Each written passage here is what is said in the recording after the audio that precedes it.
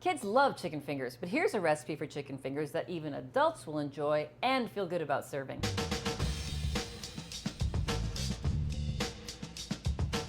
So there are very few ingredients in these chicken fingers. The first thing, of course, you need is chicken. So I've got some chicken breasts here. I'm going to cut it into the shapes that I want. You can cut them into fingers, or you can cut them into nuggets, or you can just buy some chicken tenders at the store. So slice it with a nice sharp knife into strips and set them aside. Okay, once you've cut the chicken, of course, it's important to clean up your station so that you're not going to have any cross-contamination. I'm going to go wash my hands.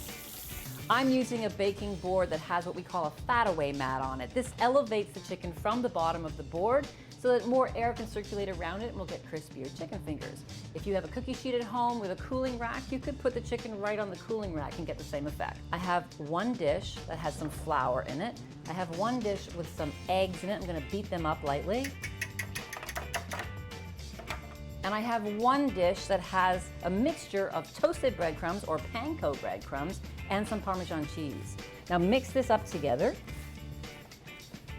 The breadcrumbs are in there to give it the crunch that we want. The cheese is there to give us some flavor, but also to help our chicken fingers brown in the oven. Now I'm going to season the flour in this dredging station because it's the flour that's going to be next to the chicken and it's the chicken that I want to be seasoned. So just mix that up together with your hands. And then we're going to put all of our chicken through this dredging process. Now, many people think you start with the egg when you're dredging. That's not actually the case. Chicken has a very slippery surface. An egg's not going to stick to it. So the way to do this is to take the chicken and put it into the flour first, and then drop that into the egg mixture, and then into the breading. Now what you'll notice is I'm using one hand to touch the chicken here when it's raw.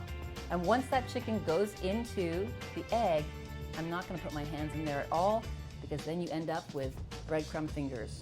So grab a pair of tongs, dip the egg and coat the chicken completely. The flour is going to let the egg adhere to the chicken. The egg is going to let the breadcrumbs adhere to the chicken. Place that breaded chicken breast right on your tray. This is why we got everything ready before we started, so you're not running around looking for that tray at the last minute. So you're going to do this with all of the chicken fingers that you've prepared. Then you're going to pop it into a 375-degree oven for about 20-25 minutes. If I turn them halfway through the cooking time, that gets the other side nice and brown. Look how delicious they look. When they're nicely toasted and brown, you know they're finished. All you have to do now is put together some dips, maybe some barbecue sauce, some ketchup, some honey mustard, and that's a whole happy family.